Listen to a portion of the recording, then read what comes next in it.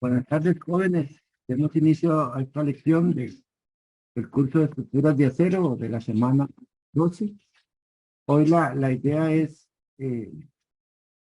seguir trabajando en flexocompresión en un tema que tenemos que considerar que se llama amplificación de momentos. Este sería básicamente el tema que vamos a ver el día de hoy. Sin embargo, tenemos que hacer un segundo proyecto. Y entonces, ¿qué va a ser sobre el diseño de un marco en el cual van a determinar la carga de sismo, en general las cargas en esa estructura y el diseño de vigas y columnas y posiblemente algunas uniones? Este va a ser su proyecto. Entonces, me interesa trabajar un poquito sobre la temática del proyecto, ¿no?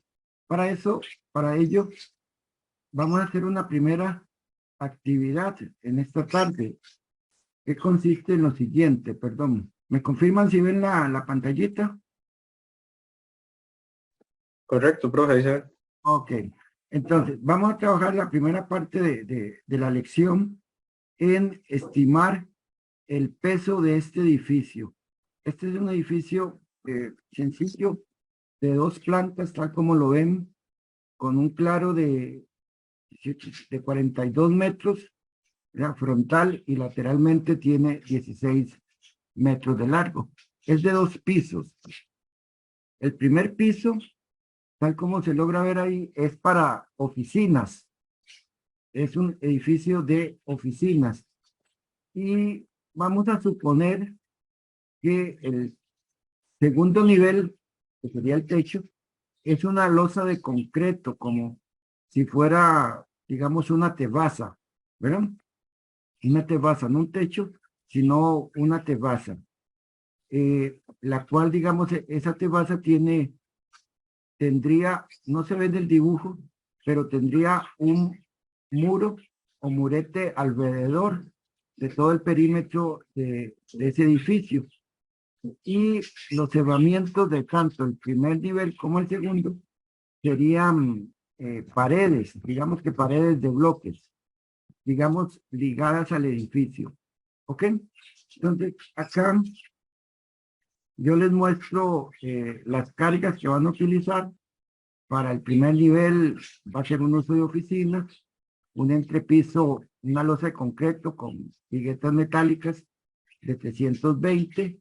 El acabado de piso, supongan que es como una cerámica, 50. Cielo raso, va a pesar 100 kilos por metro cuadrado. Vamos a tener en todo bueno, ustedes lo ven aquí, internamente paredes livianas que pueden cambiar a lo largo de la vida útil del edificio, pueden cambiar de posición. Entonces se toman como un peso en toda el área del edificio de 50 kilos. Las instalaciones electromecánicas de 10 kilos y esas paredes exteriores de cerramiento 750. El uso del edificio para oficinas, pues la carga viva es de 250. Y la estructura, todas las vigas, todas, son W14 por 74. Y todas las columnas es de W12 por 65. Me parece que hay un dato que las terrazas son 12 kilos por metro cuadrado. Esto es de viva, carga viva. ¿Ok? Igual acá, carga viva. Entonces, la actividad que vamos a realizar es que calcular el peso propio, el peso propio de ese edificio. El peso propio para el nivel 1 y el peso propio para el segundo nivel o terraza. Para eso, entonces, vamos a hacerlo en grupos. Vamos a tomarnos alrededor de 20 minutos para que ustedes calculen esos pesos propios, partiendo de que ya saben hacerlo de su curso de análisis estructural. Entonces voy a separarlos en grupos y les voy a dar 20 minutos para que hagan esa estimación. ¿Me entienden? ¿Me explico? Sí, profe. Bueno, yo creo que ya estamos todos en la sala única. Ok, cuéntenme, ¿cómo les fue? ¿Cuál es el peso del primer nivel? ¿Cuál es el peso del segundo nivel? Grupo número 1. Profe, del primer nivel, aproximadamente 971 toneladas. Y del segundo nivel, aproximadamente 887 redondeado, más o menos. Ok. Grupo número 2. Grupo número 2. Grupo número 3 fue el que metía a Jocelyn. Pero no sé quiénes eran los compañeros. ¿Pudieron terminar, Jocelyn? Profe, mis compañeros eran Andrea Amigo, Gabriel Marcel, Sí, Christopher, Kendall y no me acuerdo quién era el otro. eran 4. Bueno, Jocelyn, ¿pudieron estimar los pesos? ¿Qué hicimos Profe, el primer nivel, profe? Perdón, ¿Cuál es del primer nivel? el primer nivel determinaron. Bueno, ¿cuánto peso le dio? Obviamente ocupo sumarlos. Bueno, el grupo número 4, que fue el que metí, creo que a Kendall. Entonces creo que ese sería el de nosotros. Correcto. Sí, Joseph. sí, bro. Soy Yosafat, Eh, Fabián y yo. Sí. Sí. ¿Cuánto calcularon? Primer nivel teníamos 783,72 toneladas aproximadamente, ¿ah? Sí, Dijo Walter. Y para el segundo tenemos 730,81. Un total de 1514, digamos, 1515 redondeado. toneladas. Ajá. Profe, Sí, nosotros señor. somos el grupo 2, perdón, es que no sabía cuál grupo era, el No de se nosotros. preocupe. ¿Qué pesos estimaron? Alrededor de 870 toneladas para el primer nivel en muerta y Sí. 823 para el segundo, toneladas igual en muerta. Ok. Y me faltaba el grupo de que estaba sumando. Ya sumaron. Para el primer nivel tenemos 68.832. 68, 68, sí. 532. que son los más bajos. Ok. Llama la atención la diferencia de resultados que están obteniendo. ¿A qué se deberá? ¿A qué se deberá esa Puede diferencia? ser debido tal vez a algunas consideraciones, porque en nuestro caso estábamos haciendo el cálculo como si fuera para carga sísmica, digamos, entonces ahí ya hay algunas consideraciones respecto a la altura tributaria, digamos, para lo que es el peso de columnas, entonces, y también consideramos como que el espacio de la escalera, no teníamos datos de la escalera, entonces no asumimos que iba a tener una distribución equivalente al resto de cargas distribuidas, entonces lo consideramos como si fuera un hueco, por decirlo de esa forma.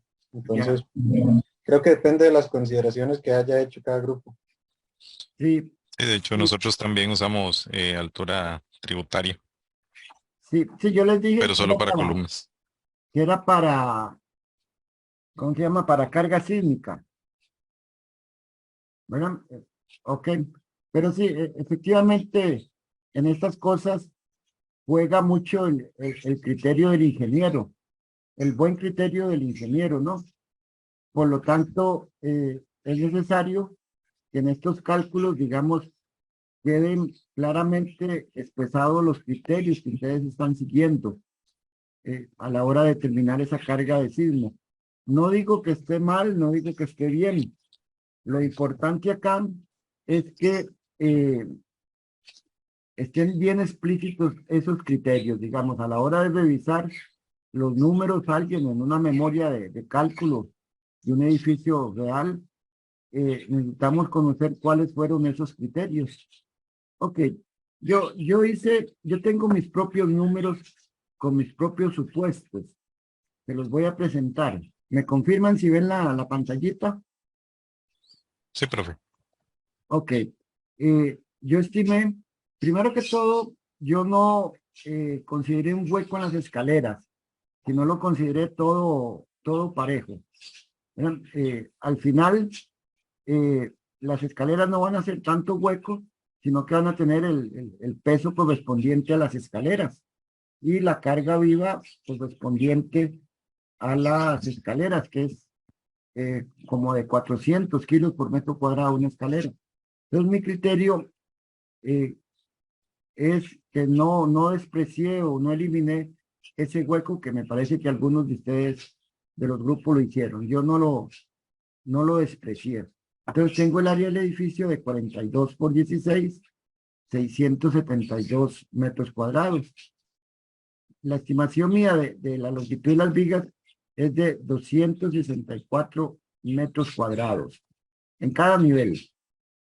Y tengo 24 columnas, ¿no? El peso es del W14 por 74 en kilos por metro, es de 110 kilos por metro. Y las columnas pesan 96.72 kilos por metro. Esos son los datos iniciales que yo utilicé. Por favor, vayan revisando los cálculos de ustedes. Entonces, yo empecé por el segundo nivel.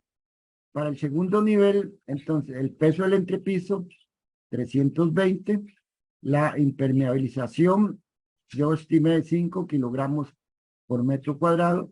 Siempre, como esta es una terraza, siempre se acostumbra, y es muy buena práctica, colocar una impermeabilización. Hay productos impermeabilizantes. Generalmente es como una pintura gruesa a base de asfaltos.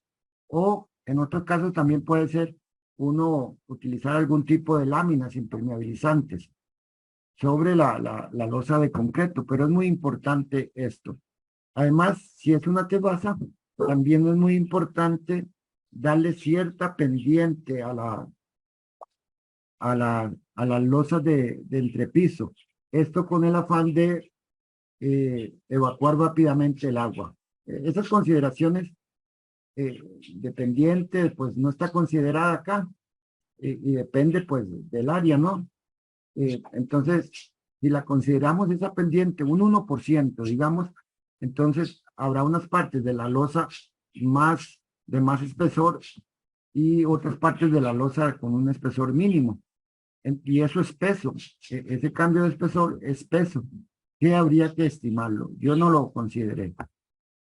El acabado de piso más los cielos e instalaciones eléctricas me suman, de los datos que yo les di, me suman 40. De tal modo que el total de carga muerta de entrepiso yo estimé en 365. Entonces la carga muerta en todo el segundo nivel sería 365 por el área del edificio, 672, para un total de 245 toneladas. Yo dije que teníamos un murete alrededor de toda la terraza, que pesaba 750 kilogramos por metro cuadrado. Entonces, esto por la altura de ese murete, que dijimos era 1.20, por la longitud del perímetro, que yo estimo en 116, me da 104 toneladas. Yo sí tomé las paredes como si estuvieran, digamos, ligadas a cada entrepiso. Por lo tanto, tomé el área de las paredes verticales, el área tributaria. Entonces, la altura del segundo nivel es de 3 metros. Entonces, yo estimé un área tributaria de la pared de 1.50. Entonces, el cálculo de las paredes sería su peso, 750 por 1.50 la altura, por el perímetro. Estas serían paredes, ¿cómo se llaman? Perimetrales. Me da 130 toneladas. Y el peso de las vigas es poquito. El acero es liviano. Serían los 110 kilos por metro que pesan las vigas por la longitud total de vigas, 264, para 29 toneladas. Y las columnas, tomé el área tributaria, 1,50 m.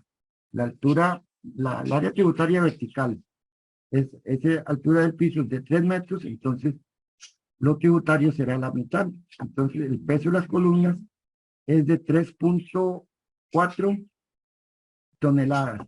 Entonces tengo un total de 512 toneladas, 513 toneladas de carga muerta en ese segundo nivel. Y para consideraciones de sismo, el código sísmico habla de considerar un 15%. En techos habla de 0, pero como esto es una tebasa, entonces yo lo consideré. Entonces diría, la carga muerta que indica el código para una tebasa es de 200 kilos por metro cuadrado por el área total del piso, 672 por el 15% para 20 toneladas. De tal modo que, según mis números, el peso de ese segundo nivel es de 533 toneladas. Un poco por debajo de ustedes, incluso cercano a la mitad de lo que algunos calcularon, ¿no? Sí, pero ya traté de ver cuáles fueron mis criterios, aunque no están anotados ahí. Para el segundo nivel procedí de manera similar. En entrepiso tenemos 320, el acabado de pisos, supongamos que es cerámica, 50, cielo, instalaciones 20, las paredes livianas, suponemos que hay paredes internas, livianas, que generalmente podemos cambiar la ubicación de esas paredes, hacemos más oficinas, hacemos más grandes las oficinas, entonces hay que cambiar esas paredes, entonces se acostumbra un peso de paredes livianas en todo el área. Yo estimé 50 kilos por metro cuadrado. Ese sería como el peso de esas paredes de gypsum, algo así. De tal manera que la carga de entrepiso por metro cuadrado yo estimé en 440. Entonces, ya el total sería el entrepiso, 440 por el área, 672, me da 295 toneladas. Supuse una pared de bloques perimetral, también ligada a la estructura. Entonces, el peso lo calculé según su área tributaria. 2 metros del piso de abajo, 1,50 el piso de arriba. Entonces sería, si 216 es el perímetro de esas paredes, la longitud, por 350, que sería la altura tributaria, por su peso, 750. Y eso da 304 toneladas. Las vigas, el peso de las vigas por su longitud total, 29 toneladas. Y el peso de las columnas, según su área tributaria, 1,50 arriba y 2 metros abajo, me dio 8 toneladas. Sumando, obtengo un peso de 637 más el porcentaje de la carga viva, que para oficinas el código dice 250 por el área del piso, por un 15%, 25 toneladas. Sumando me da 663, digamos, 63 toneladas y el otro, el de arriba, 533 toneladas. Ven que son diferentes los números, pero también he tratado de expresarle los criterios que yo seguí. No sé si tienen algún comentario hasta acá. Vamos a hacer lo siguiente. Cada grupo va a revisar el cálculo que hicieron contra el cálculo mío y van a anotar cuáles son los supuestos y cuáles son y dónde están las diferencias con el cálculo que yo hice. Partamos de que el cálculo que yo hice está bueno, ¿ok? Pero me van a indicar cada grupo dónde están las mayores diferencias y los criterios que utilizaron para determinar eso. Le agregan eso a lo que acaban de hacer y cada grupo me lo va a enviar y vamos a evaluarlo como una tarea más, como una entrega más. ¿De acuerdo? Me lo suben al WhatsApp. Profe, ¿hasta qué hora habría chance? No, de aquí al domingo, digamos, no hay problema. Ah, ok. Sí, no hay problema. Pero bien. Ok. Bien, Profe, solo un Excel le subimos entonces. pues un Excel, si lo hicieron a mano no hay problema, pero que se Ok. vea, ¿verdad? Sí. No hay problema. Vamos a permitir cierta informalidad para esto. Lo que me interesa es que pongan, escriban los criterios que siguieron, ¿ya? Y que queden claramente mencionados en el documento y que observen cuáles son las diferencias con los cálculos míos o por qué esas diferencias. ¿Está claro? Esa es la carga que vamos a utilizar para determinar la carga de sismo. El país vive en una zona sísmica alta, ¿verdad? El cinturón del fuego y esas cosas, las placas, más fallas locales producen, digamos, sismos grandecitos. Se supone que el máximo en Costa Rica anda alrededor entre 7 y 8 por ahí. Ya no es de esperar sismos de magnitud mayor a 8, se supone, ¿ya? Pero el punto es, ese es el peso que vamos a utilizar para determinar la carga de sismo. ¿Y cómo se determina la carga de sismo? Bueno, hay que volverse a la segunda ley de Newton que dice que fuerza es igual a masa por aceleración o peso entre G por aceleración. Y un sismo simplemente es una aceleración. Estamos, en este momento, la velocidad del suelo es 0. Viene un sismo y entonces el suelo empieza a moverse, pasa a una velocidad determinada.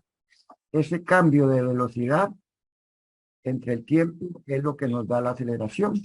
Y eso es la fuerza de sismo, la fuerza que vamos a suponer actúa en el edificio cuando ocurre un sismo. ¿Qué métodos conocen para determinar la carga de sismo? Pero me parece que el que vimos en análisis era el estático.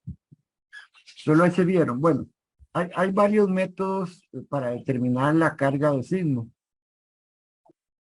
El más exacto yo creo es coger un sismo, ¿va? Y aplicárselo a la estructura y ver qué le pasa. El problema con eso es que ya fue un sismo que pasó. No necesariamente el que va a soportar el sismo sea igual que ese. Entonces también hay registros de sismo, digamos, que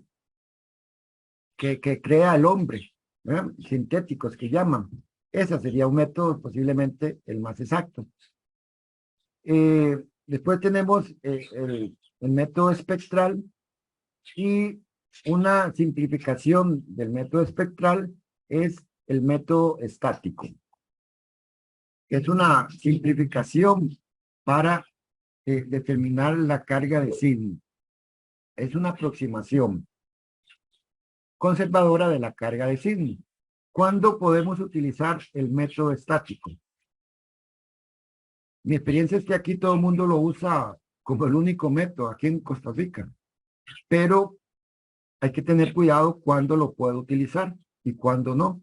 ¿Cuándo puedo utilizar el código, el método estático? Profe, ¿no era como hasta 5 niveles, creo, algo así? ¿Ok? El código lo limita efectivamente a 5 niveles. ¿Qué otras consideraciones? Tiene que ser regular el edificio, me parece. El edificio tiene que ser regular, tanto en planta como en altura. Y la regularidad en altura se da en aspectos geométricos, digamos que todas las columnas sean muy parecidas, las vigas muy parecidas, la distribución geométrica muy parecida en cuanto a la altura, ¿verdad? No podemos tener pisos con grandes diferencias de altura, digamos, el primer piso de 7 metros y el segundo de 3 metros, ¿verdad? Necesitamos que sean más uniformes. Y también que la distribución vertical de la masa sea muy parecida, ¿verdad? Como ustedes vieron, el cálculo mío de la masa me da unos 500 y el otro 600 por ahí, parecidillas. En el cálculo que ustedes hicieron, aunque un poco más alto que el mío, también les da por ahí, ¿verdad? Entonces no hay una gran diferencia en la estimación, en la variación de la masa en la altura del edificio. Entonces eso hay formas para calcular esa regularidad vertical. Pero así uno rápidamente con esos números uno puede decir, ah, sí, mi edificio es regular en altura. Y en planta es lo mismo, ¿verdad? Que sean muy parecidos las plantas en todos los diferentes niveles. Que vamos a suponer, aunque el primero es de oficinas y el otro es una terraza, vamos a suponer que son bastante regulares, ¿no? Y otro requisito importante es que los elementos que resisten al sismo, vigas, columnas, en este caso, vayan desde arriba hasta abajo, ¿verdad? Que haya continuidad en nuestros elementos horizontales. Y no solo que haya esa continuidad, digamos, sino que coincidan, digamos, todas las columnas en su línea de acción, por decir algo, no que tengan una columna que, digamos, en el segundo nivel se apoye en el entrepiso, que sea intermedio, algo así. Ok, esos son, digamos, los principales requisitos para poder utilizar la carga de sismos, ¿verdad? Hay otros ahí. Y esto de regularidad y en planta, en altura, pues ustedes seguramente conocen ya, hay cálculos para estimar esa regularidad, ¿no? Pero nosotros, digamos, observando, vamos a suponer que nuestro edificio es regular. Entonces, si nuestro edificio es regular, entonces yo puedo utilizar la carga de sismo. Y eso es lo que quiero que revisemos en los próximos minutos. Hace unos años habíamos desarrollado precisamente una hoja electrónica en Excel, un Excelito, llamo yo, para determinar la carga de sismo. Se llama DESI, demanda sísmica. Creo que yo les había dado una copia de esto, lo había puesto en la semana 10, me parece. Ahí pueden bajar esta aplicación DESI, ¿ok? Entonces, para ir recordando, porque ustedes ya lo han hecho seguramente, entonces la determinación de la carga de sismo empieza por escoger la zona sísmica. Bueno, yo dije que estaba en Cartago. Entonces, en este listado podemos buscar Cartago y en Cartago los cantones y distritos, o podemos utilizar por acá un mapa, el mapa del código sísmico, donde sencillamente hacemos clic aproximadamente en la zona en que está nuestro edificio. Entonces, Cartago, yo dije, podría ser en esta esquina, en esta otra, depende ya del distrito, pero aproximadamente lo podemos determinar.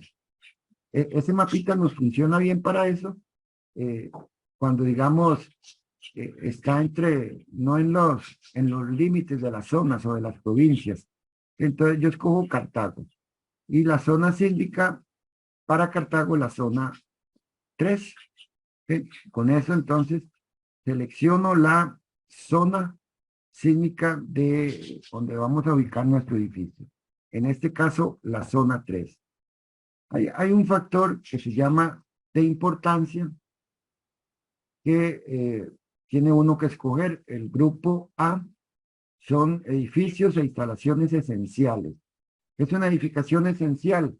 Bueno, como un hospital, como un edificio de bomberos, que necesitamos que cuando ocurra el sismo, esos edificios estén habilitados, ¿verdad? Que no pierdan su funcionalidad.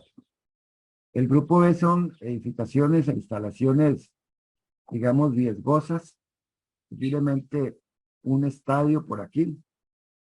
Grupo C, edificaciones de ocupación especial. El grupo D, edificaciones de ocupación normal. Y un grupo E, el último grupo de edificaciones misceláneas, preliminares si se quiere, ¿ok? Entonces yo escojo el grupo o el factor de importancia para mi edificio. En este caso sería una edificación de ocupación normal. Y entonces el factor de importancia es igual a 1. Posteriormente, bueno, no necesariamente en este orden, hay que determinar el sitio de cimentación.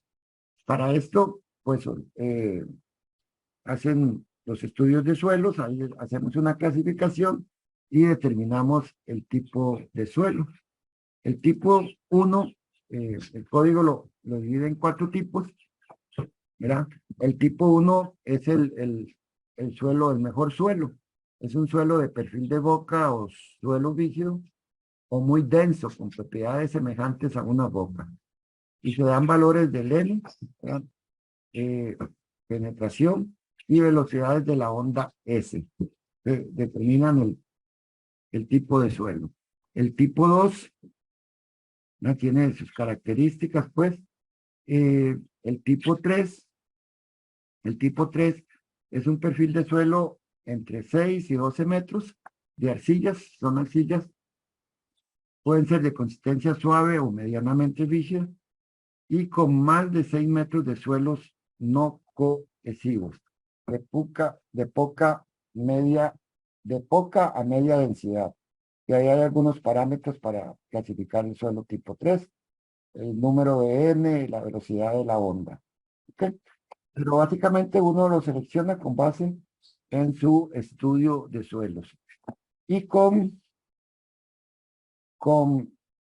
el tipo sitio, S1, el tipo de suelo y la zona que obtuvimos en el primer recuadro, entonces obtenemos la aceleración que se llama aceleración efectiva. Y en este caso sería para zona 3 y suelo S3, entonces la aceleración pico efectiva es de 0.36. Ese es el primer parámetro que nos interesa obtener. Después tenemos que escoger la ductilidad de nuestra estructura. Como la utilidad es la capacidad de un material de deformarse en el rango plástico, ¿no? Entonces, depende del tipo de estructura, depende del material, si se quiere. Para marcos como este, ¿ok? Tenemos estructuras tipo muro, tendrán su capacidad de deformación, estructuras tipo voladizo, ¿ya? Como esta, o muros, ¿ya? ¿Ok? Que son, sí, muros, ya sean de acero, ya sean de concreto, ya sean de bloques. Combinaciones entre muros y marcos, ¿ya? Que son vigas y columnas, más un muro, y otros que son instalaciones ya de formas, digamos, un poco extrañas, digámoslo así, ¿ok? Y con ese valor, con el, digamos, tipo marco, buscamos la ductilidad de nuestro edificio. Hay unas clasificaciones de marcos A, marco B, marco C y marco D. Si son regulares o tienen una regularidad moderada, la ductilidad local moderada y la ductilidad global asignada. Esta global es la que estamos buscando, ¿no? Entonces, dependiendo de nuestro edificio, entonces, así vamos a asignar la ductilidad. La ductilidad global asignada es la capacidad de todo el edificio de deformarse en el rango elástico sin fallar. Mientras que la ductilidad local es propia de cada elemento. Es la capacidad de una viga, una columna, de deformarse en el rango plástico. En otras palabras, la ductilidad global depende de la ductilidad de cada uno de nuestros elementos. Para este caso, digamos, voy a utilizar una ductilidad de 3, como si fuera un marco B y una ductilidad local moderada. Entonces, U vale 3. Este valor hay que ponerlo ahí, ¿ok? Entonces, ya con la ductilidad, entramos a los espectros del código sísmico. Un espectro es un gráfico, por decirlo así, en palabras sencillas, de la aceleración, digamos, máxima que puede sufrir cada uno de los edificios. Y los edificios los vamos a entender como que se pueden clasificar, por decirlo así, dependiendo de su periodo. Y el periodo es el tiempo que va el edificio vibrando, digamos, que hace una duración completa. Ese es el periodo. Entonces, cada edificio pues tendrá su propio periodo, ¿no? Depende de los materiales, depende de la masa, depende de la rigidez de nuestro sistema. Entonces, simplemente aquí uno pone utilidad 3, zona 3, el tipo de suelo y lee el valor del gráfico. Aquí está para, ustedes saben que hay varios espectros para el país. Aquí escogería el espectro que, según estos datos, le dan a actualizar el gráfico. Obviamente va a salir lo mismo porque ya lo tenía marcado. Y entonces de ahí lee uno la utilidad de nuestro edificio. Lo lee aquí.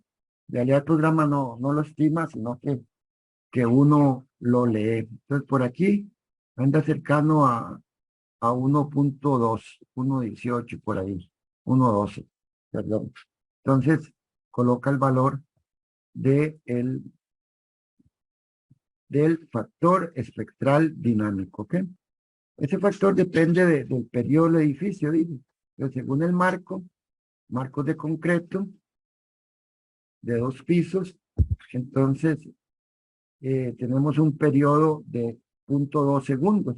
Eso es lo que tarda el edificio en moverse, vibrar izquierda a derecha y llegar al mismo punto donde empezó. Eso es lo que es el periodo. Entonces, para un marco de acero de 2 pisos, entonces el periodo nos da 0.24. Esto es una estimación inicial del periodo del edificio, basado en algunas fórmulas que funcionan de manera aproximada bastante bien. Después uno lo tiene que calcular o estimar con un programa. Entonces, con este periodo de 0.24, entra uno a este gráfico, sería como por aquí tal vez, y lee el factor espectral dinámico, ¿verdad? El FED, en este caso es de 1.12. Entonces ya tengo los parámetros que me permiten calcular la fuerza que produce el sismo en el edificio. Y en primera instancia, esa fuerza vamos a suponer que actúa en la base del edificio. Es lo que conocemos como el cortante basal, que actúa en la base del edificio, ¿no? Esa aceleración del suelo que mencioné antes se traduce en una fuerza, ¿no? Que le llamamos cortante de piso. Y entonces, para determinar ese cortante, aquí es donde aplicamos propiamente el método estático. Hay un factor que se llama de sobreresistencia. Creo que ustedes ya conocen a qué se refiere la sobreresistencia. O tienen una idea de lo que es la sobreresistencia. Básicamente la sobreresistencia es una resistencia además de nuestro edificio. Se supone que nosotros diseñamos nuestro edificio de la mejor manera, aplicando los mejores conceptos de diseño de acero, diseño de concreto, con una buena estimación de las cargas, y entonces con eso determinamos ese factor de sobreresistencia. En pocas palabras, uno hace el diseño basado en los códigos y se sabe que cuando uno hace eso, el edificio tiene una resistencia mayor, una sobreresistencia, ¿okay? Que depende del tipo de estructura. Para tipo marco es 2, para estructuras en voladizo es de 2 también. Y para métodos alternos de análisis, que no es el método estático, entonces sobre resistencia es de 1.2. Entonces por aquí uno escoge ese factor de sobre resistencia, ¿no? Le voy a poner el 2, que es un factor de sobre resistencia de 2. Y con eso, entonces, puedo calcular el cortante basal, el coeficiente sísmico y por lo tanto el coeficiente, la fuerza de sismo, ¿no? Habíamos dicho aceleración efectiva, 0.36, factor de importancia 1, el FED, factor espectral dinámico 1.12, y el C, aunque aparezca acá, en realidad tendríamos que estimarlo, ¿no? Entonces, simplemente, como funciona esta parte de la hoja es, vamos a crear una tabla, ¿ok? En este caso, es de 2 columnas, una por piso, ¿ok? Y vamos a introducir, entonces, los pesos por piso que habíamos encontrado anteriormente. Para mi caso, es de 663 y el segundo nivel era de 533 toneladas, bastante grande. ¿Ok? La altura, aquí en este caso, es la altura de piso, entre los pisos. El primer piso tiene una altura de 4, el segundo nivel tiene una altura de 3. Ya con esta información, podemos estimar la carga de sismo según el método estático. Podemos calcular, el programa lo calcula, ¿ok? Y entonces tenemos, ¿qué pasa acá? Tenemos la carga de sismo, déjenme ver porque como que hay un error acá. Voy a borrar toda la tabla.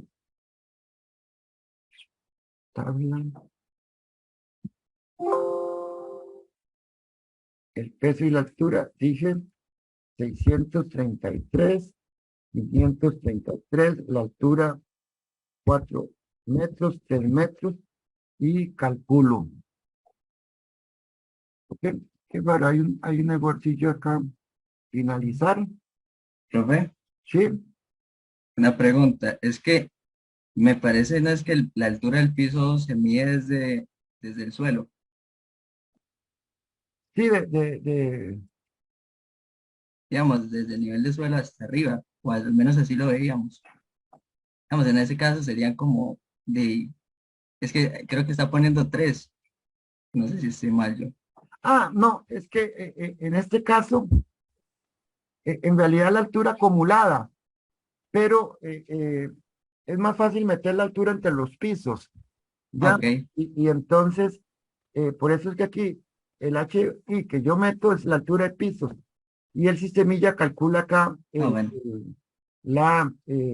calcula esa altura acumulada, ¿lo ven? Pues calcula Sí, sí, 4, sí, 4 más 3 es 7, que eso es lo que se requiere. tenía esa duda ahí. Y Bueno, más bien lo que, gracias. lo que no sé es por qué está dando un error acá. Bueno, no me voy a poner a corregir la programación ahora, revisarla, porque nunca terminaría, ¿no? Pero bueno, me voy a volver a el Excel y vamos a ver. Entonces, ahí estaría el número de pisos, uno lo coloca, aceleración efectiva es 0.36, el I, el FE es 1.12, el C es el coeficiente que vamos a determinar, el coeficiente sísmico, y el cortante basal. Entonces, si todo sale bien, pongo la tabla, creo la tabla y introduzco piso 1, 663, piso 2, 533, la altura es 4 y la altura del segundo nivel es 4. Calculo y entonces hay un error ahí, no sé dónde puse un mal dato. Entonces, digamos, determinaríamos acá la carga de sismo. Voy a poner aquí algunos datillos porque hay un error, pero punto 33, este sería 1 menos punto 38, este sería, lo voy a hacer a mano, sería como punto 1 menos punto 38, punto 62 sería este otro, y las fuerzas entonces es este factor por el peso, ¿no? De cada piso. Este por este otro valor. Entonces tendríamos las fuerzas del sismo, las fuerzas de sismo para cada uno de los niveles. ¿De acuerdo? Aquí el C es de punto 36 por importancia por el F dividido entre sobre resistencia, que es 12. Ese sería el coeficiente sísmico que ustedes conocen. Y el cortante basal sería el coeficiente C por la masa total del edificio, que es este más este. Este es igual a esta fuerza más esta otra por el C, por este valor C. ¿Sí?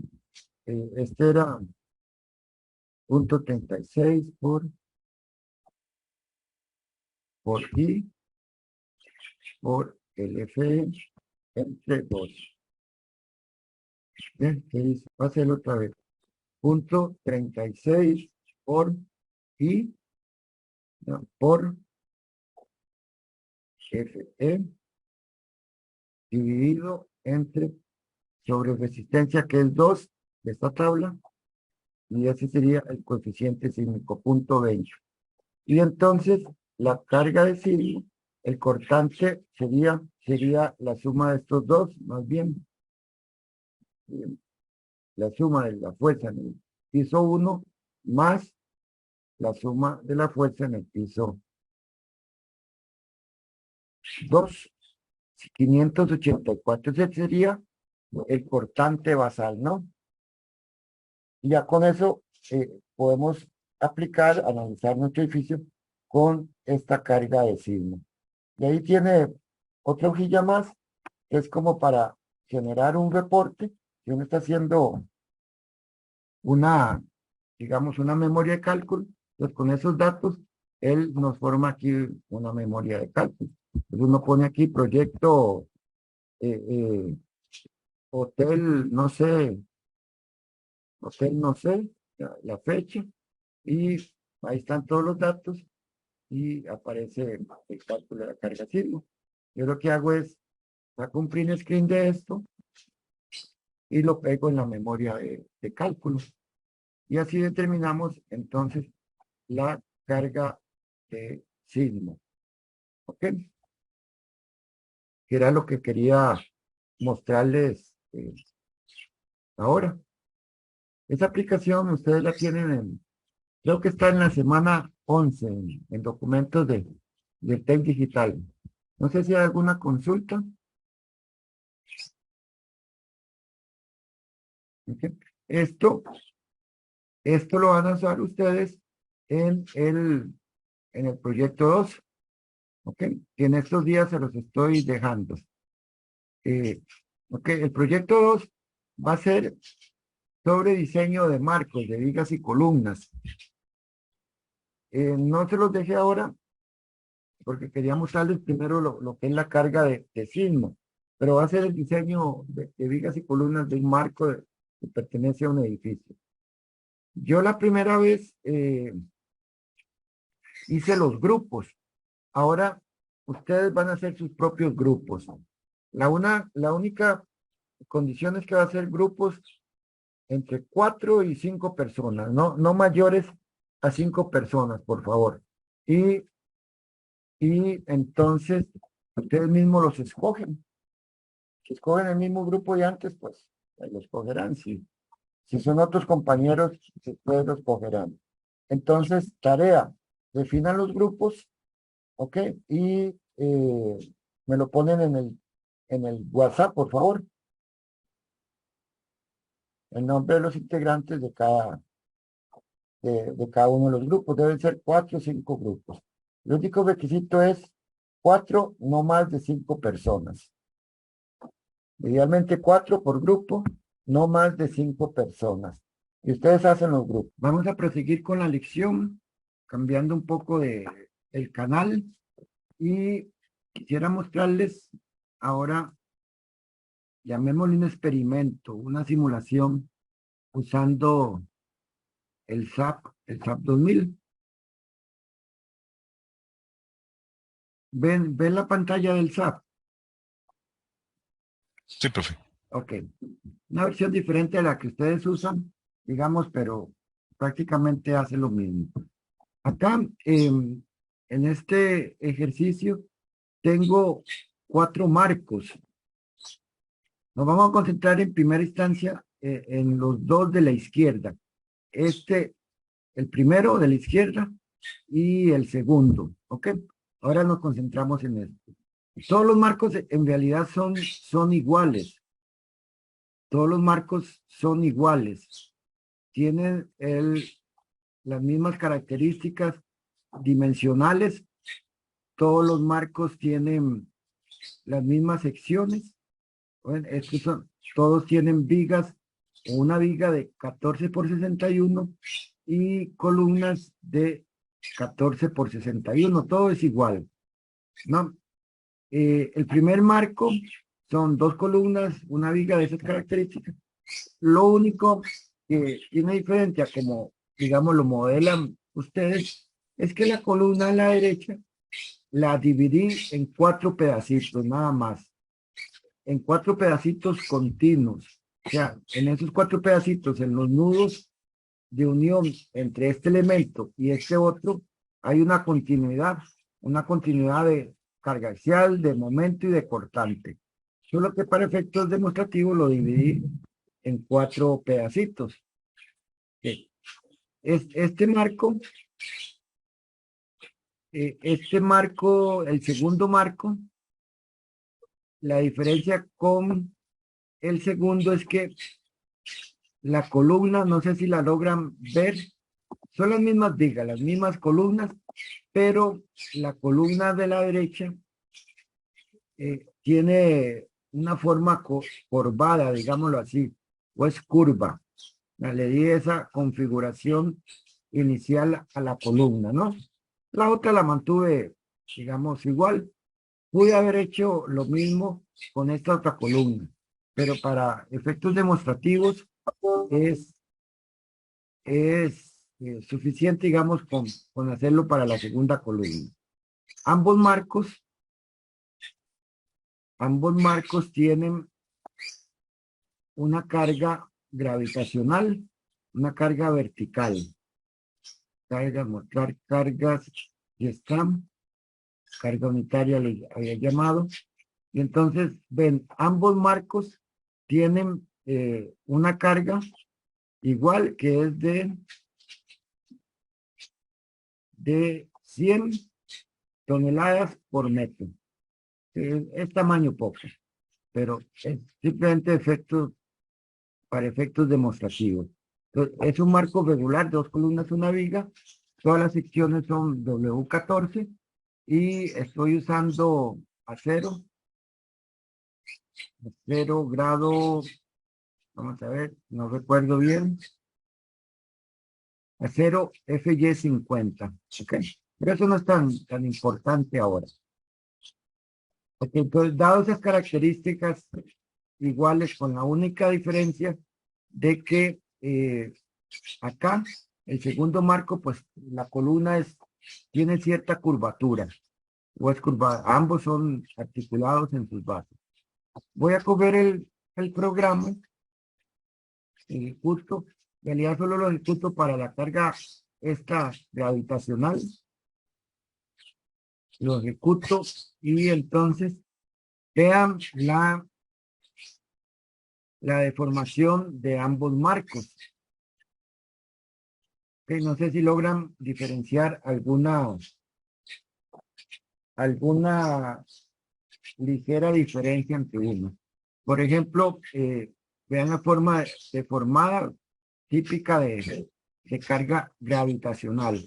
A esta carga gravitacional, uniforme o puntual, como quieran, le vamos a llamar carga sin traslación. Ok, llamémosle carga NT, carga no traslación. O sea que el marco no se traslada lateralmente. Ok. Entonces, vean que acá el desplazamiento de este nudo en la dirección 1 sería el de punto 12.1183, serían metros, pero no importa mucho las unidades. Y el mismo nudo, pero en el segundo marco, es de 0.55 o 0.16, mayor acá que la primera, ¿no? De 0.12. O sea que este marco, las columnas se deforman más en el segundo marco. De ahí, esta es una de las razones por las cuales los dividí para leer esa deformación aquí en el centro. Si no, en esta yo no la puedo leer directamente. Si tengo un solo elemento. Bien. Entonces, el marco 2 ante la misma carga se deforma más. ¿Ok? Voy a mostrar acá las fuerzas internas en ambos marcos. Voy a poner la carga axial por acá. Entonces, estos son los diagramas de carga axial cuando el marco tiene en su viga una carga uniforme. Para este elemento de la derecha, esa carga axial es de 500. Y para la misma columna, solo que es una columna curvada, esa carga axial es de 492. Un poquito menos, ¿ya? que la otra carga. El marco recto, digámoslo así, es un poquito menor. Y el diagrama de momentos para ambos marcos es como se muestra acá. Este diagrama es típico. Si ustedes para una carga uniforme en un marco así obtienen otra forma, es porque algo anda mal, porque estas cargas esta forma es típica de los marcos, ¿no? Casi todos los marcos habidos y por haber tienen un diagrama de momentos similar a este. ¿Ok? Entonces, para la viga, el momento, digamos, el más grande, que sea aproximadamente en el centro, es de 590, digamos, 590, 595 por ahí, lo máximo. Para el primer marco y para el segundo es un poquito mayor ese momento. ¿Ok? Con respecto a la columna de la derecha, esta columna aquí arriba tiene un momento, lo ven, máximo de 651 toneladas metro. Aquí en ese nudo. ¿Ok? En el nudo superior, 591, leímos. ¿Ok? Mientras que en esta otra columna, en su nudo superior, ese momento alcanza 645. O sea, el momento con la columna, en el marco con la columna curvada, es mayor que en el marco sin considerar esa deformación. Y en el centro, digamos, en la columna en el centro, este momento es de, ponerlo acá, ese momento en el centro es de 327, 327. Y en la columna, digamos, con una curvatura, ese momento vale 198. ¿Ok? En el otro elemento, ese momento vale 382. Entonces pasamos de un momento 382 acá a un momento, este es de aquí, ¿ok? Y este es por acá. Vean, en el marco con la curvatura, el momento aquí aproximadamente en el centro, 472, y cuando el marco no tiene esa curvatura, es de 406. En otras palabras, el momento aumentó en este marco. ¿Ok? El momento aumentó en este marco. ¿Qué es lo que estoy haciendo con... ¿Qué es lo que hago o simulando en el segundo marco? Bueno, en general nosotros estudiamos, analizamos, calculamos los marcos como si fueran este primero, como si fuera un marco vecto, de elementos vectos, y le colocamos las cargas, ¿no? Y le coloco las cargas que ya les mostré. Una carga, en este caso, uniforme. ¿Ok? Y entonces obtengo los resultados que les mostré anteriormente. Cuando yo coloco la carga, ustedes ya saben, por el diagrama de esfuerzo de formación, que poner una carga implica un desplazamiento. ¿Ok? Recuerden el diagrama de esfuerzo de formación de la Tierra. Solamente cuando la carga es cero, el marco o los elementos no están deformados. Entonces, y observaron cómo era la deformación de el marco ante esta carga gravitacional, que se deforman así, ¿no? Entonces, el marco, cuando tiene la carga, y si es una carga muerta, es una carga viva, en general, esa carga siempre va a estar sobre los elementos, sobre la viga. Digamos que es la carga muerta. En otras palabras, el marco en toda su vida va a estar deformado. Lo único es que estas deformaciones en realidad son muy pequeñas y uno casi que no las puede ver. ¿Okay? Y uno casi que no las puede ver. Pero el marco funciona de manera que está deformado en la vida real. Esta deformación que le producen las cargas, en este caso gravitacionales, entonces producen esta deformación. La diferencia entre el primero y el segundo es que este marco 2, yo simulé esta deformación cuando yo aplico las cargas. Cuando yo aplico las cargas, entonces el marco va a estar deformado siempre.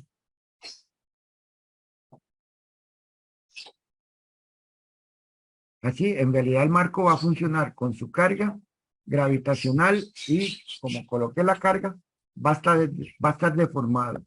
No solo esta columna, sino la otra. Solo que en el experimento no lo hice. Esa es la mayor diferencia entre la gran diferencia entre el primer marco y el segundo marco.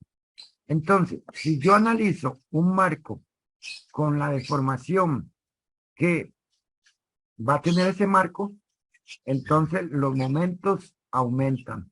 Los momentos debido a la carga gravitacional aumentan, ¿no? Aumentan, digámoslo así, tamaño poco. Esa es la diferencia entre 1 y el marco 2. En el marco 2, la geometría que le di es la geometría deformada, como va a ser en la realidad. Entonces, estoy tomando la situación real de que un marco funciona como una estructura deformada. Pues cuando yo hago eso, los momentos aumentan. Ese aumento de los momentos le vamos a llamar amplificación de momentos. Y dice el código, hay que considerarlo. Hay que considerar en los cálculos esa amplificación que tienen, que se dan los momentos, ¿no? Al considerar la deformación de la estructura y hacer el análisis, eso corresponde a lo que se llama un análisis de segundo orden. Cuando yo considero la deformación del marco, hago un análisis de segundo orden y los momentos aumentan. Cuando yo no considero la deformación de mi estructura, entonces es un análisis de primer orden, que se resuelve con los métodos que ustedes han venido estudiando a lo largo de su carrera. Todos los análisis que ustedes han hecho son análisis de primer orden. Lo que dice el código es que hay que considerar la deformación de la estructura a la hora de calcular las fuerzas, a la hora de estimar los momentos. Y eso es lo que se llama amplificación de momentos, ¿no? ¿Hay preguntas? O sea, lo que estamos diciendo, don Gustavo, es como que a la hora de hacer modelados o así, o simplemente ya a nivel de, mantenemos la estructura común y silvestre, digamos, y a nivel de las cargas que les asignamos, hacemos alguna amplificación para que se genere esa amplificación de momentos luego, o Ok. sea, Ok, el punto es, ya les demostré que cuando el marco está deformado, los momentos aumentan. Y ese aumento de momentos debemos considerarlo en el diseño. No es lo mismo diseñar una viga para 300 que una viga para 310 de momentos. Tenemos que diseñar para ese momento mayor amplificado. Ahora, una de las formas de hacer eso sería dibujar, modelar en el SAP la estructura deformada y aplicarle las cargas y ver cuáles son los momentos. Eso se vuelve un poco tedioso, más que no se puede hacer. Lo que hacen los códigos es buscar una forma alternativa. Estudiar el marco como si no estuviera deformado, pero diseñarlo para momentos mayores, para momentos amplificados. Y ahora les muestro cómo es que amplificamos esos momentos. ¿Ok?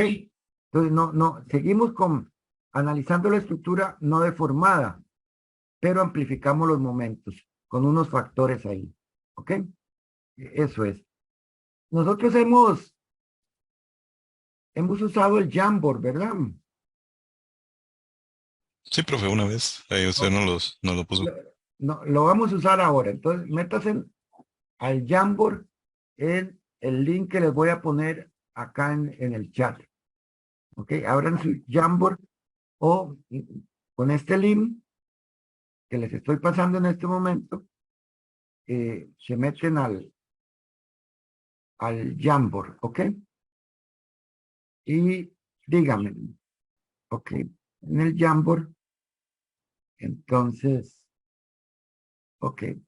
Vamos a hacer como una especie de profe, el enlace que compartió es solo para ver, no es para editar. ok, entonces, como una especie de lluvia de ideas, tratemos de darle respuesta a esas preguntas, no a todas. ¿Cómo son los momentos comparados el marco A y el marco B? Yo le llamo aquí al marco E, el más de la izquierda, el marco B, el segundo marco. ¿Ok? Al considerar la deformación del marco, los momentos son mayores, correcto. Eso fue lo que mostramos. ¿Cuáles serán esas diferencias entonces entre el marco A y el marco B? En cuanto al modelo, el modelado.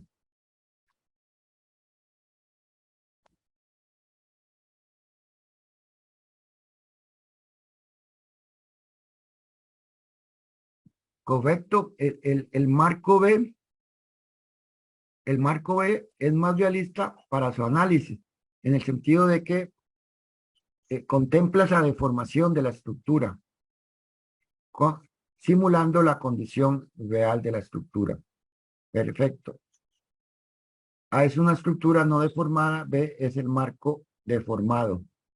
Y lo importante es que ese marco deformado, los momentos son mayores. Si yo no lo considero, entonces estoy diseñando el marco para momentos menores. Los momentos B, en el marco segundo, o el B, son amplificados, son más grandes. por la condición de la deformación previa. ¿Sí? Entonces, es importantísimo considerar esa deformación, pero más que la deformación, considerar en el diseño el aumento del momento. ¿Ok? Eso es lo importante. Estos momentos que se deben a la carga gravitacional, que no producen desplazamientos laterales, les llamamos momentos no traslación, momentos NT. Entonces, uno habla de que al considerar la deformación del marco, los momentos NT, los momentos de no traslación, se amplifican, son más grandes. ¿Ok? Eso es. Bien. Está bien, gracias a los que respondieron. Ahora tomemos el caso de el marco, los dos marcos más a la izquierda. ¿Ok? Entonces, este marco son iguales los dos marcos. ¿Ok?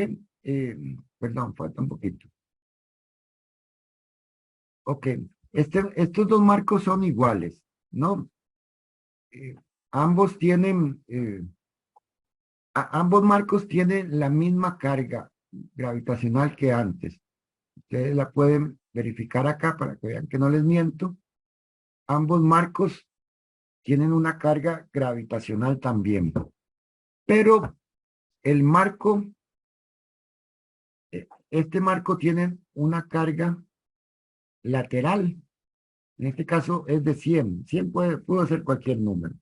¿Ok? Entonces, cuando nosotros aplicamos una carga lateral, entonces el marco se deforma, ¿no? Y adquiere esta forma. ¿Ok? Entonces, es como si empujáramos el marco. Entonces, el marco, esta carga lateral puede ser una carga de sismo, puede ser una carga de viento. Pero el punto es que cuando yo aplico una carga lateral al marco, el marco se deforma. ¿Se deforma cómo? Como el marco último, el marco más a la derecha. ¿Verdad? Adquiere esta forma. ¿Ok? Entonces, ante la acción lateral, el marco va a estar deformado lateralmente. ¿Ok? Y esto es lo que simulo acá. Entonces, esta deformación o esta curvatura de las columnas es la que se produce debido a esta carga lateral. En otras palabras, el marco funciona así, un poquito ladeado. ¿No? Solo que de nuevo, este ladeo del marco pues es pequeño de tal manera que yo no lo puedo ver o apreciar a simple vista. Voy a coger, bueno, ya lo había cogido, y entonces voy a mostrar ahora de nuevo los momentos en el eje 3, CO. Y entonces, aquí es el marco, está el marco para la carga lateral, acá, más la carga vertical, ¿no? Y esta viga, digamos, por acá, vean que tiene un momento cercano a 512, 513, ¿ya? Y en el marco deformado, ese momento es cercano a los 613. Ya pasamos de momentos de 563, digámoslo ahí, a momentos de 635 por ahí, ¿ok? 726 acá y acá 618. De nuevo, entonces, el marco deformado tiene momentos en la realidad mucho más grandes, ¿ok? Estos momentos, debido al marco deformado, a esa carga lateral, le vamos a llamar momentos LT, momentos de traslación lateral.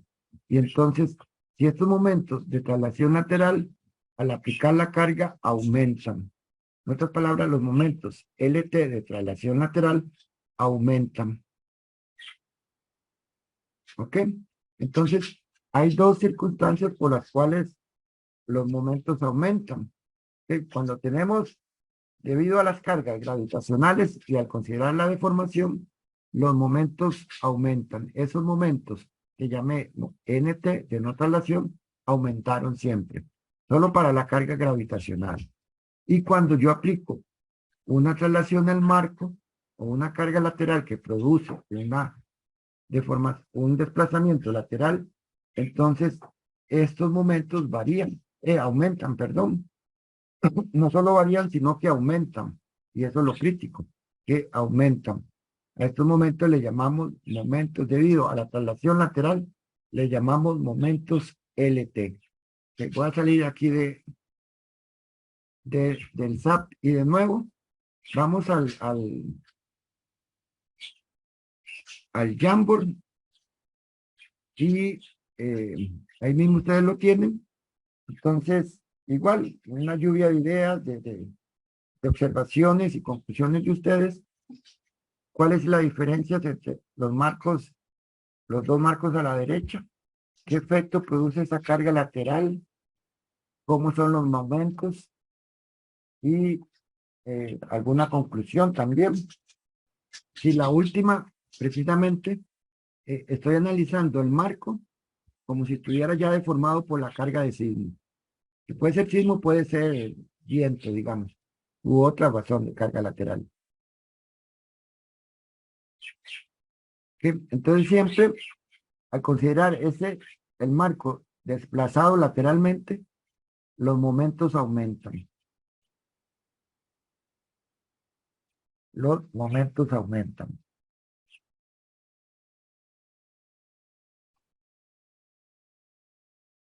Sí, efectivamente, la deformación lateral no parece, sino que aumenta en mayor grado el momento en estos marcos respecto a los momentos A y B. ¿Ok? De acuerdo. El marco D considera la deformación debido a la carga lateral, la cual aumenta los momentos. Perfecto. Los momentos del segundo marco, imagino que es al último, son mayores y presentan una gran deformación. Bueno, yo no sé si grande, pero es una deformación lateral que produce un aumento de los momentos, una amplificación de los momentos, ¿no? Bien, voy a parar por aquí. Les agradezco los que colocaron algo ahí. Lo importante acá, al considerar las deformaciones de los marcos, ya sea debido a la carga gravitacional, a la carga sin no traslación, y al considerar el desplazamiento lateral, cargas laterales de desplazamiento lateral, producen una amplificación de los momentos. Que los códigos exigen, es un requisito tomarlos en cuenta. Ahora, ¿cómo tomamos en cuenta eso? No vamos a dibujar y analizar nuestras estructuras deformadas. Sería un poco complejo, porque habría que primero hacer un análisis con las cargas para ver cómo se deforma ese marco y después coger esa deformación, dibujar el marco con esa deformación y aplicarle las cargas. Eso es un poco tedioso, ¿no? Entonces vamos a utilizar otra aproximación para realizar esto. Entonces, vamos a considerar esa amplificación de momentos. Nosotros tenemos que el momento, entonces, último, digamos así, para diseñar las columnas o las vigas, es una combinación de los momentos debidos a la carga gravitacional, ¿no? Esto es carga gravitacional. Gravitacional, ¿ok? Y dijimos que estos momentos aumentan, más los momentos como una combinación de los momentos LT. Esto es laterales. Los momentos que producen las cargas laterales le llamamos LT.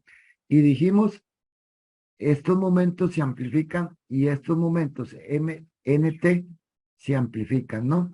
Se amplifican en unos factores, acá le vamos a llamar beta 1 y le vamos a llamar beta 2, ¿ok?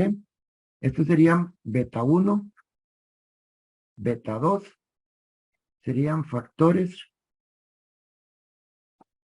de amplificación. Y por lo tanto, como son factores de amplificación, siempre son mayores o iguales a 1. No pueden haber factores de amplificación menores a 1. Pero entonces, al final, el momento de diseño de nuestras columnas serán los momentos gravitacionales amplificados por este factor beta 1 y los momentos debidos a la traslación lateral amplificados por un factor beta 2. Y esa sería la forma de considerar esa amplificación de momentos. Aquí lo que nos falta es entonces definir quiénes son esos factores beta 1 y quién es ese factor beta 2, ¿no? Beta 1 toma la forma de, un factor Cm,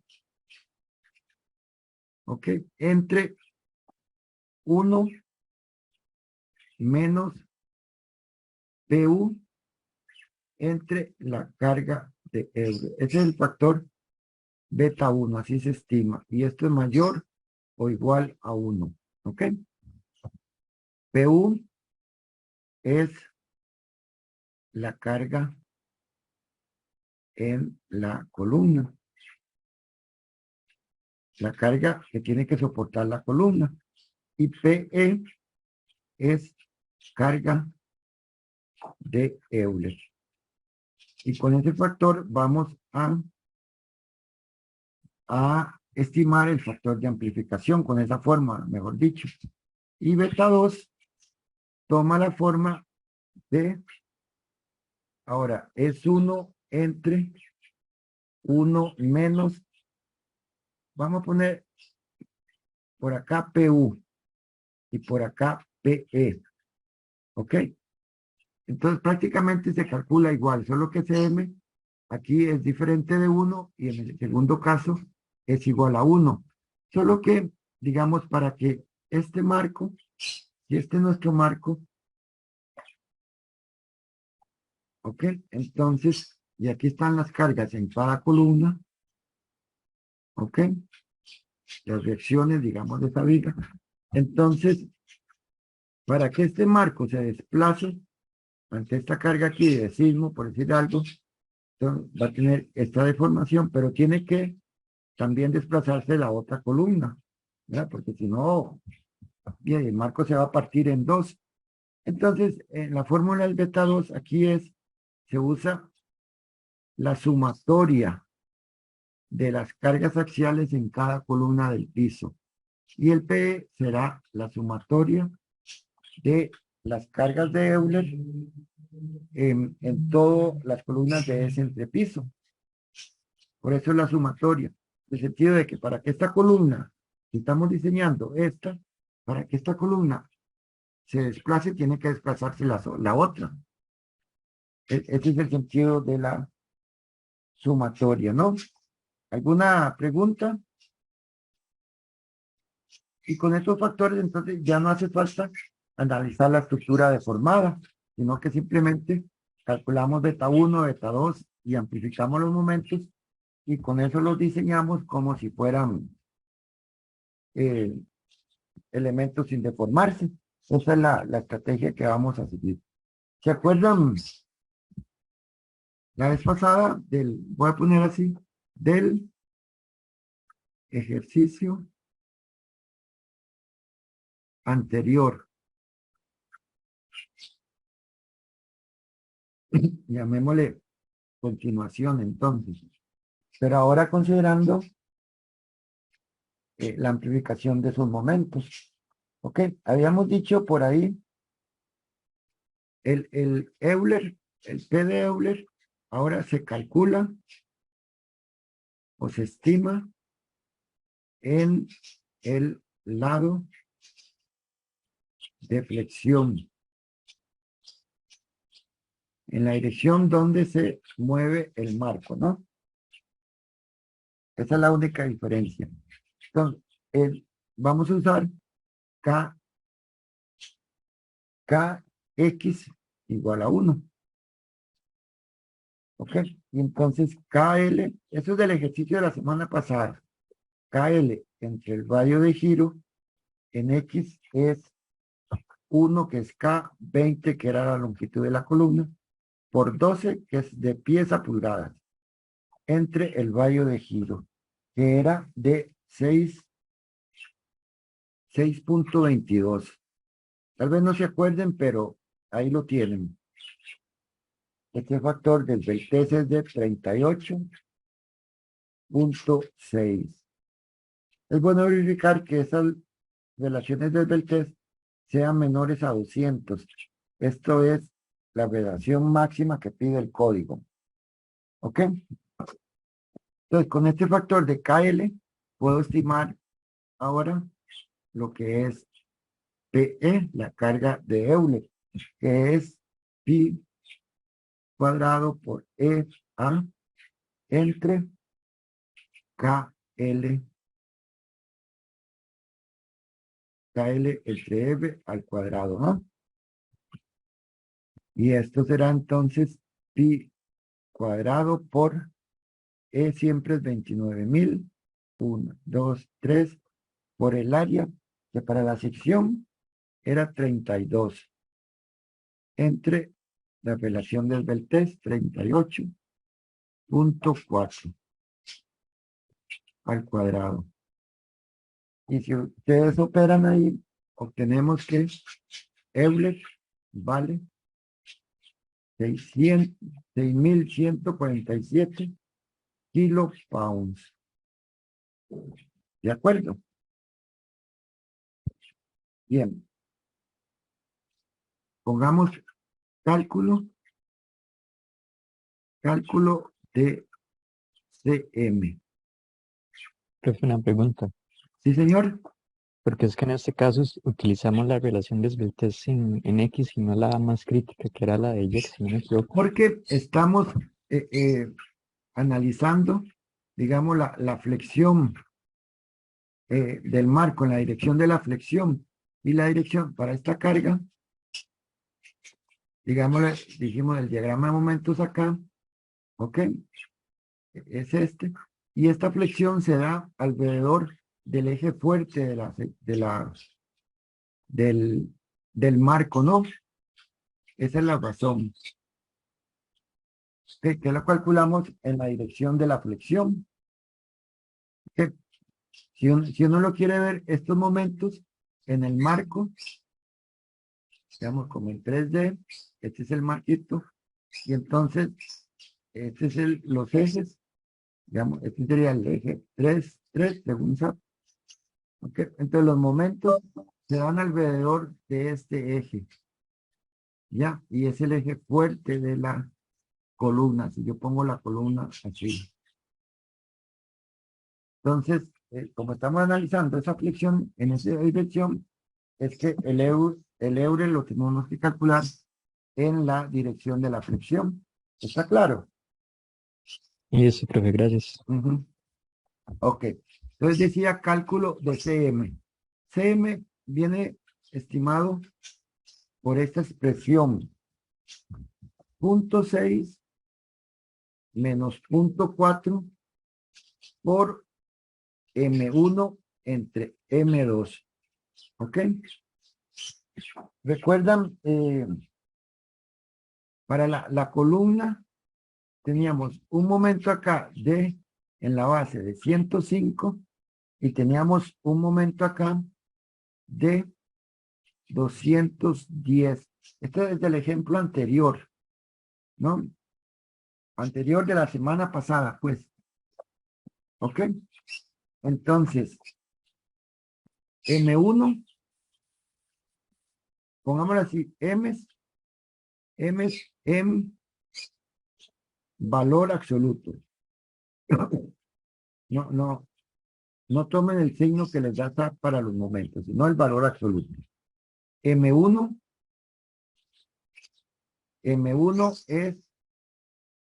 es el menor.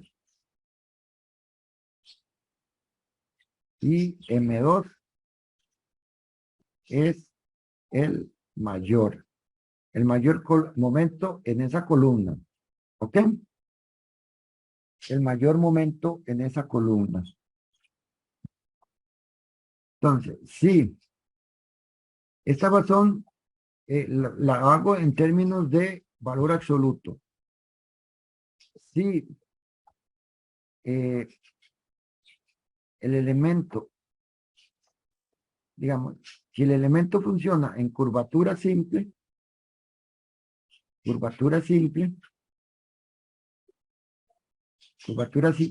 quiere decir que el momento de acá va en esa dirección, el momento de acá va en esa otra dirección, entonces la viga se deforma o columna se deforma de esa manera. Eso es curvatura simple. Y la curvatura doble es cuando los momentos, este va en esta dirección y el otro momento va en esta otra dirección. Arriba o abajo, no importa. ¿Ok? Pero que vayan en la misma dirección. Entonces nuestra viga se deforma de esta manera. ¿No? Doble curvatura. ¿Ok? Entonces, dice la especificación que cuando, digamos, este es M1, M2, cuando es doble curvatura simple, entonces esta razón M2 entre M1 entre M2 es negativa. ¿Sí? Doble curvatura simple, la razón de momento yo lo uso negativo. Y cuando es curvatura doble, M1 entre M2, entonces yo uso un símbolo, uso esa razón como positivo. Solo ese cuidadillo hay que tener, ¿no? Entonces, CM, siendo así, habíamos dicho que era simple curvatura. Se tiene, entonces, el CM, M1 entre M2, será negativo, ¿no? Y entonces, habíamos dicho, voy a escribir otra vez, M1 es el pequeño, 105. M2 es más grande, 210.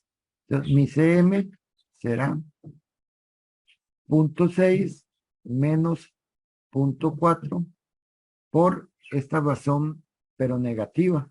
105 entre 210, negativa. Y si operan, yo obtuve un factor del CM de 0.8. ¿Ok? ¿Está claro hasta acá? Sí, Sí, profe. gracias. Profe, ¿usted después nos podría pasar este cuaderno de los apuntes suyos también? Claro que sí. Gracias. Apenas terminemos, lo ponemos ahí. Bien, entonces beta 1, dijimos, viene dado por CM entre 1 menos la carga de la columna axial entre Euler. Y este será beta 1.8 entre 1 menos la carga era de 520 y Euler lo estimamos ahora, resultó de 6147. Y este valor da 0.88. ¿Ok? Entonces,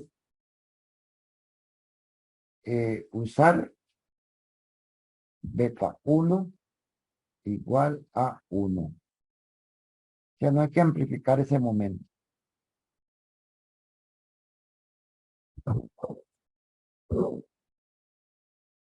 ¿Ok? Esto era para el eje fuerte. Todo eso lo hicimos para el eje fuerte. No sé si quedó claro. ¿De acuerdo? Para el eje débil también es el mismo fenómeno. Entonces también tenemos que amplificar el momento. En este caso, el KY vale 1. Entonces, KL entre EBY vale 1 por 20 por 12 para pies para pulgadas.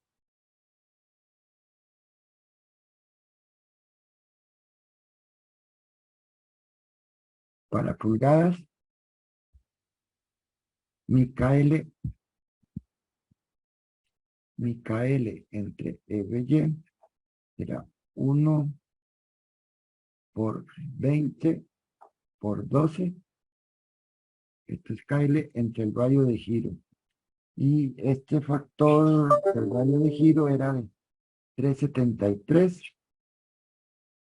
Esta relación del Beltest me da 64.3.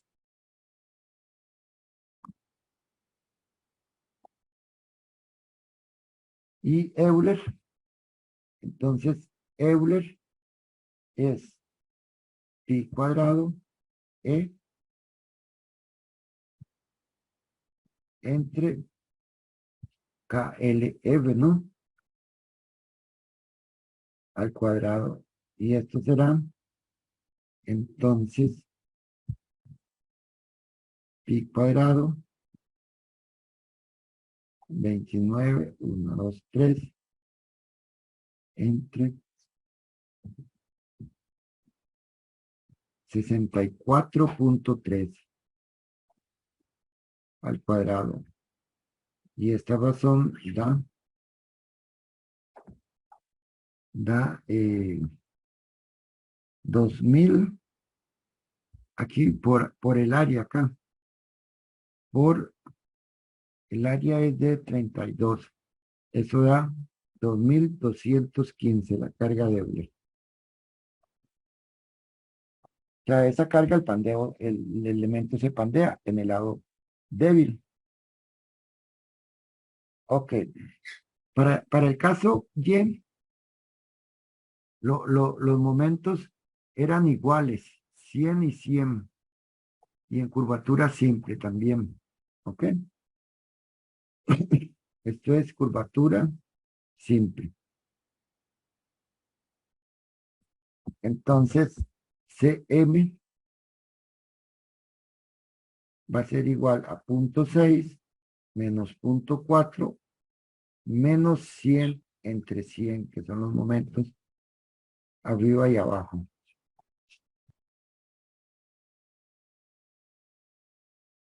CM, en este caso, esto me dio igual a 1.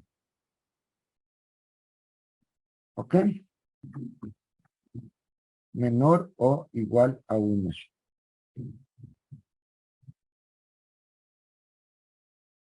Y por lo tanto, beta 1 será igual a 1, que es CM, entre 1 menos 520, que es Euler, la carga de la columna, entre es el 2215, que es Euler. Y según yo, esta razón da 1.31.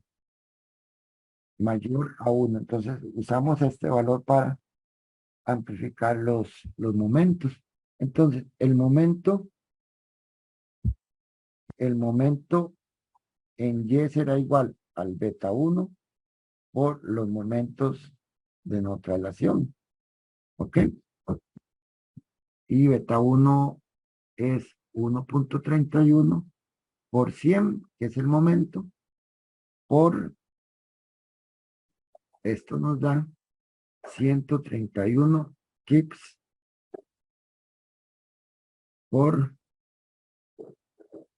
¿qué me tiene eso? Por pie, creo. ¿Ok?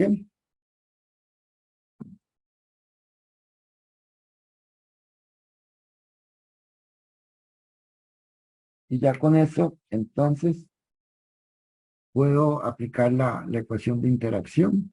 Recuerden que la ecuación de interacción, dependiendo de PU entre la resistencia, dependiendo de eso, es 520 entre 1064, ¿recuerdan?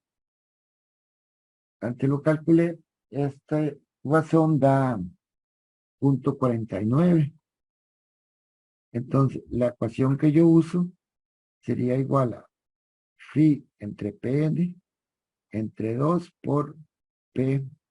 Ok, esta razón da 520 entre, esto es phi entre, phi Pn, perdón, 520 entre 1064, ya lo habíamos estimado, eso es 0.49.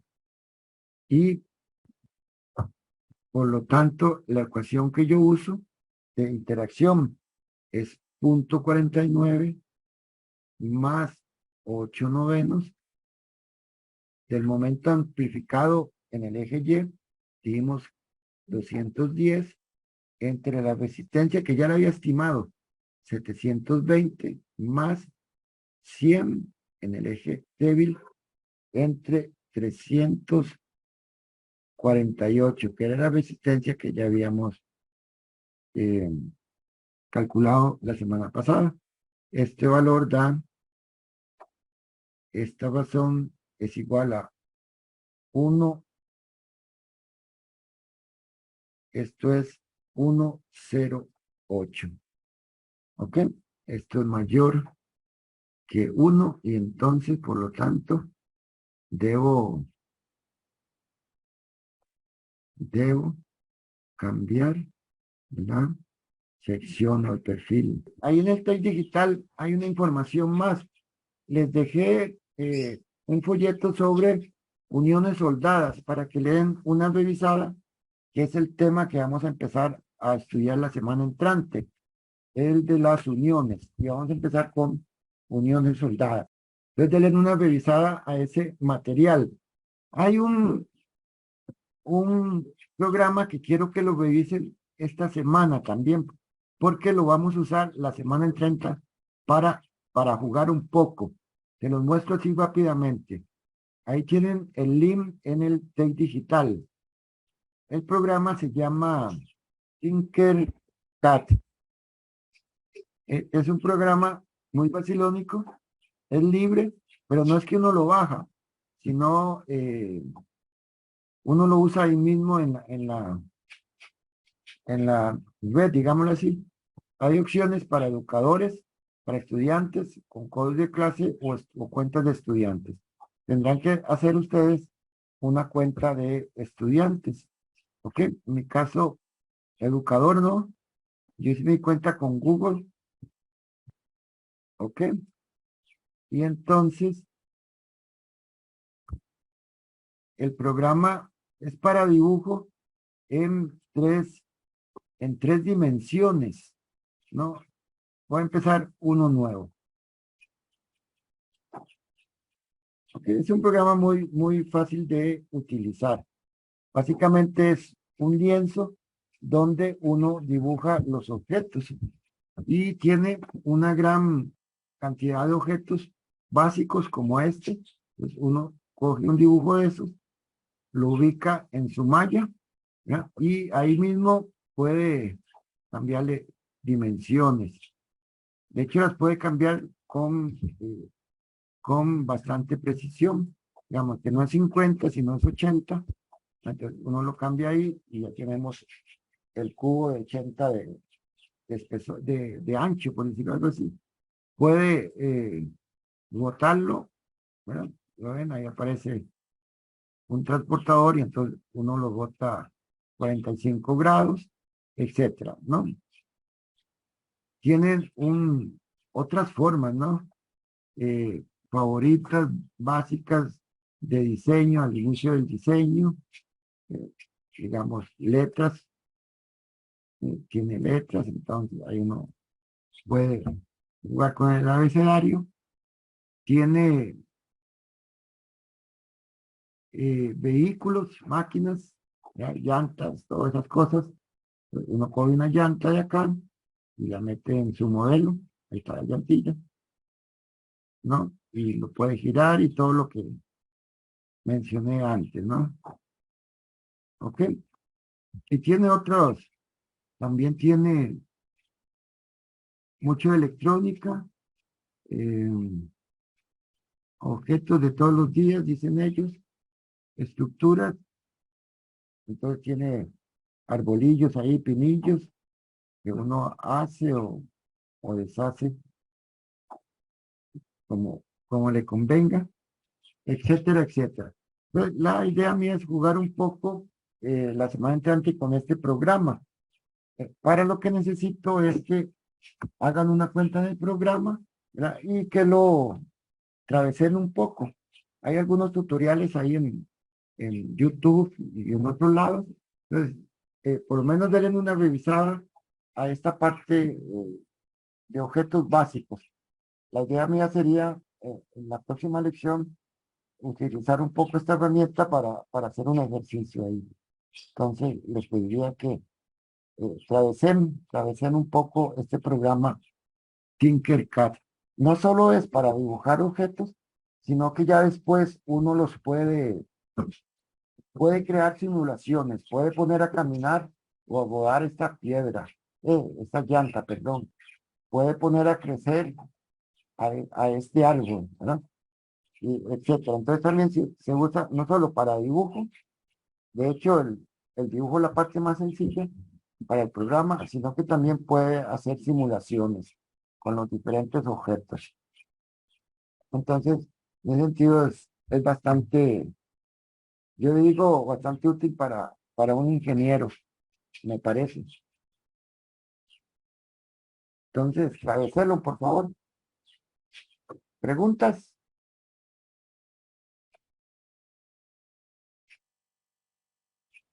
No hay preguntas.